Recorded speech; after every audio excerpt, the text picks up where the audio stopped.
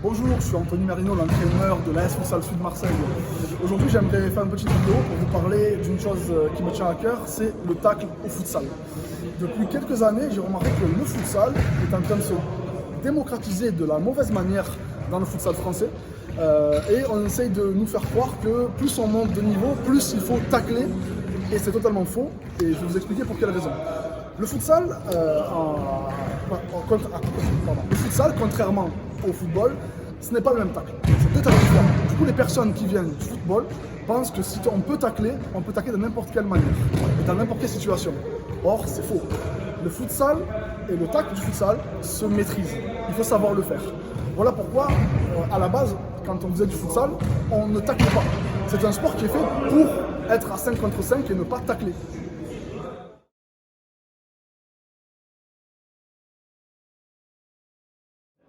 Je vais donc vous expliquer réellement comment doit être fait un tacle au futsal.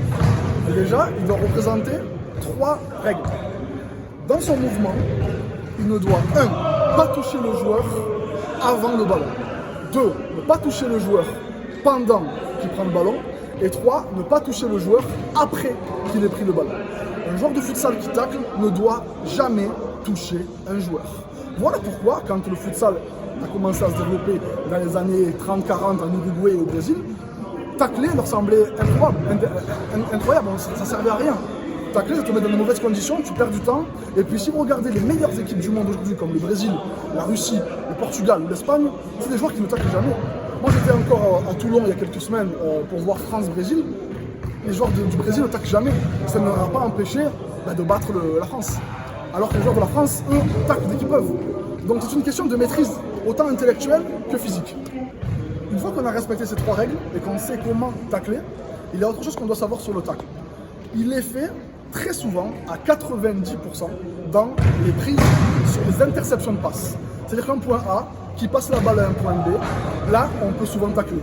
Ou alors une cage vide, quelqu'un qui frappe dans la cage vide, le défenseur tacle pour empêcher la passe. C'est souvent des tacles qui ne sont pas tournés vers un adversaire, mais vers le ballon uniquement. Parce que le souci était de ne pas blesser l'adversaire.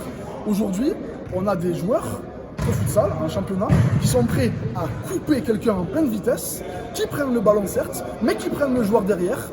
Et aujourd'hui, beaucoup d'arbitres disent c'est bon, ça compte, ou des adversaires ne comprennent pas, mais il a pris la balle. Non, si derrière le joueur est blessé, le joueur subit une pression physique et que son intégrité physique est touchée, est atteinte, il y a faute. Souvent, les joueurs très professionnels et qui maîtrisent très bien le tacle, c'est très stylé la manière dont ils vont tacler. Ils vont réussir à prendre le ballon en s'écartant, en s'extirpant de l'action sans toucher l'adversaire. Je vous propose ce soir de voir 2 démonstrations. La première d'un tacle avec une passe à intercepter. Et la deuxième, simplement un tacle sur un adversaire maîtrisé. Et si on est bon comédien, on essaiera de faire un tacle sur quelqu'un qui n'est pas maîtrisé. C'est maintenant. Démonstration. Là, je vais vous montrer un tacle sur une interception de passe. Deuxième tacle, un exemple où le joueur a la balle, le défenseur tacle sur lui sans toucher le joueur.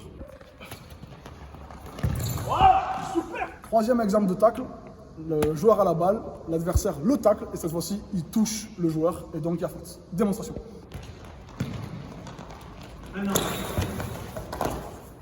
Voilà, on a donc montré au travers de ces 3 illustrations, de ces 3 exemples, que le tacle du futsal n'a rien à voir avec le tacle du football. On ne doit pas toucher le joueur avant, pendant et après le mouvement du tacle. À tout moment de l'action, on ne doit jamais toucher le joueur. Donc si vous entendez quelqu'un dire « j'ai le droit de tacler » mais qu'il a touché l'adversaire, il y a faute.